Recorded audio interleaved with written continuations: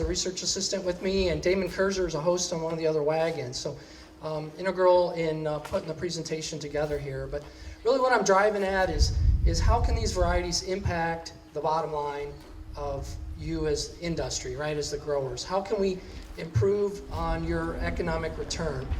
And in a number of cases, we're making comparisons really to those standards in Snowden and Lamoka. So I want to really dive in first here and talk a little bit about Mackinac. And I'm really just going to do kind of a surface overview, a lot of opportunities to get deep in the weeds, and I'd like to do that if you know me.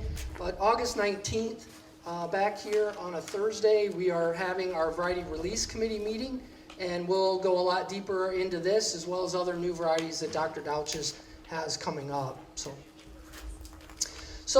Mackinac. So is Mackinac a fresh or storage variety? I want to address that question. And how does Mackinac compare to Snowden and Lamoka agronomically? So I've got two sets of data here I'm going to be referring to. So initially I want to talk about Mackinac and its fresh utilization directly out of the field. So here I've got some data from 2021 and some Potatoes USA trials that we've had in Georgia, South Carolina, and Texas earlier this spring. And as you come up close and look at this, Mackinac consistently outperforms Snowden in specific gravity by 4 to 5 points. So that's a big win there. I want to come back to this higher tuber per stem number. I want to talk about yield in a minute. But one of our big struggles is we would hope Mackinac would out-yield Snowden in the south, but currently we're not seeing that. What can we do to manipulate Mackinac that might set it up to have higher yield than the Czech variety Snowden? So we'll dive into that in a little bit.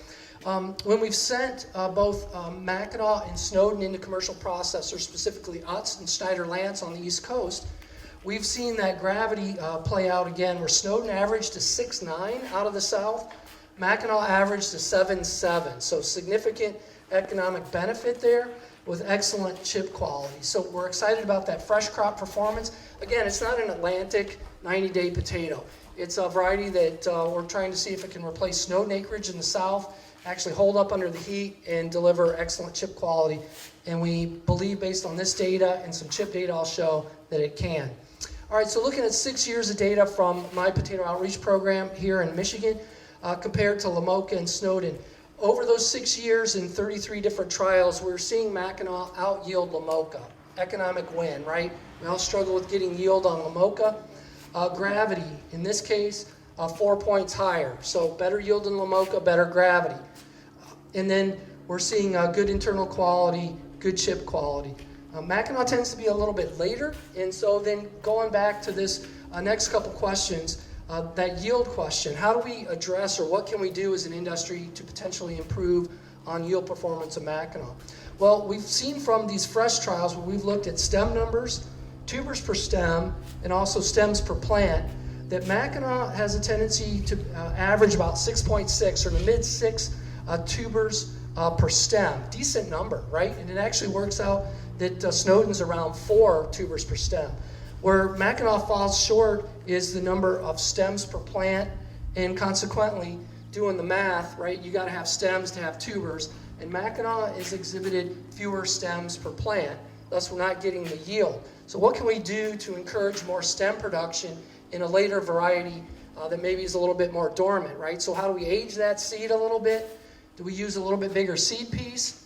Maybe some upfront fertility, try to improve on that yield. So we're still working through that process, but again, Mackinac seems to be a good variety for the south, that later south delivery, and also storage in Michigan. So back to storage in Michigan here. What's Mackinac's storage potential? Well, we've been storing Mackinac consistently over 3 years. I'll show you those pictures here out of the demo storage facility from 46 and 48 degrees.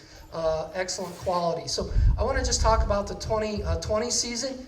We planted the Mackinac mid-May, vine killed mid-September, harvested mid-October. So they were harvested cold, 46, 47 degrees Fahrenheit, high gravity variety, cold pulp temperature. We're going to get some bruise, right?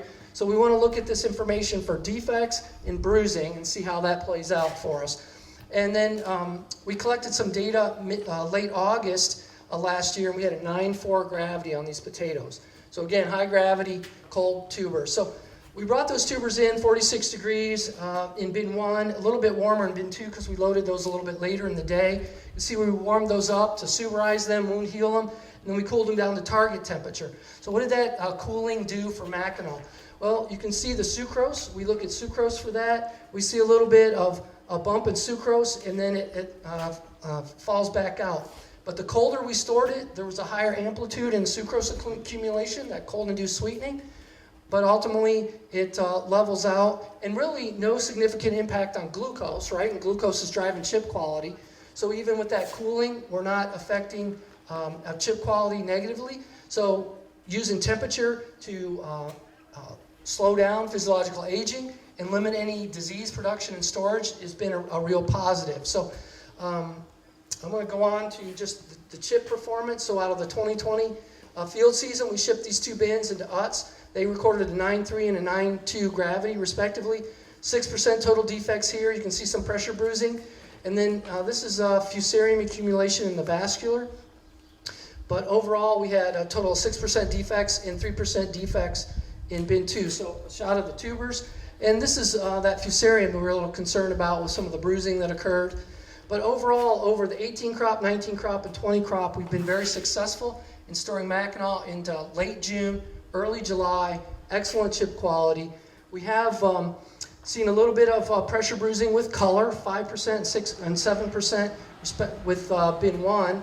And that translates not as high at the processing plant, but it's there. And then I have 2 pictures here from Walther Farms in South Carolina. These are Mackinaws, and these are Snowdens. And when you look up close, the lab at Walther's scored these higher in total defects, that being the Mackinaw. But when you look at these, to me, there's very few, maybe 2 chips that have some internal brown spot. You look at the Snowdens, and there's 3 or 4 chips here with some stem end defect.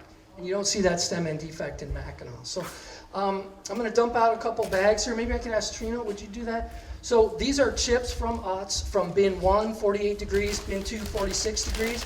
And this is just real world after OptiSort though, right? So some of those defects are getting pulled out. But you can get a sense of the chip quality on this variety. So I'm going to move on to Petoskey here real quick. So again, what's in the pipeline that can deliver economic value, that can outperform Lamoka or Snowden? Well, I'm going to make just a quick comparison of Petoskey to Lamoka and Snowden. Petoskey is out yielding Lamoka, but not Snowden. This is over 5 years of data. Now we look at specific gravity. We are 2 points higher than Snowden and 4 points higher than Lamoka in specific gravity. So again, another variety out yielding Lamoka and higher gravity, good internal quality, and similar maturity. So you can see Lamoka pictured here next to the Petoskey's up at Walther's. Petoskey's have a much more uniform tuber type. So I look at Petoskey as really a Snowden replacement for our region here with a decent scab tolerance, scab resistance. One of the things we see with Petoskey, like Snowden's, is fairly significant stem end, right? So Petoskey is susceptible to stem end. We've looked at preconditioning, trying to get that stem end cleaned up and then cooling it down, or reconditioning where we just go ahead and cool down to target temperature, in this case 46 and 48 degrees. And we're seeing that with that cooling, no negative impact on sucrose. Glucose remains in check in both cases, except there's one instance here that glucose was a little high. Chip defects are fairly high early, right? That's reported, and that primarily, if you come up close, is stem end. So when you harvest this variety, it has skins earlier than Lamoka, it stores better than Lamoka, but it won't be ready for shipping into mid-February, March, April. And I would say this variety is good to have out of storage by mid-May. In this case over here, you can see where we shipped the 20th of May. And you can see the senescent sweetening, a conversion of starch to simple sugar. These are just physiologically aging, and they're running out of gas. So you see that free glucose there. But gravities are good. And we saw a little higher incidence of pressure bruise here, but it didn't necessarily translate at the plant into significant pressure bruise. So I'm going to dump out a couple bags of Petoskey's here. Trina, if you do that, thank you. I'm open to answering questions. I do want to If you want to go deeper in the weeds, I want to invite you to that August 19th meeting of the Variety Release Committee. Rodney Krieger's here. He's our chairman of the committee, and we really love to get deep in the weeds with varieties. And also point out that Gerald, Rodney Krieger are producing the Mackinac variety at their seed farm up in Hawks. So if you have any specific questions about the variety, they could address that as well, or Trina and myself. So maybe I should just stop talking. Tim, you have any questions? No questions. No questions? Can I get an airplane ride sometime? What you doing? Okay, it's afternoon? Okay, we'll do that. Anybody else have any questions or about my talk or any of the other talks or things? How's your golf game? How's my, it's awful. Awful. I see Casey Carr in the audience. Casey, thanks for being here. So Casey has worked with Brian Sackett in Mackinac. Casey has some great vantage point being out in the field and just the agronomic experience with the varieties. So tap her if you have any questions too. So it's always good to get a lot of different perspectives and opinions on these things. So good to see you, Casey.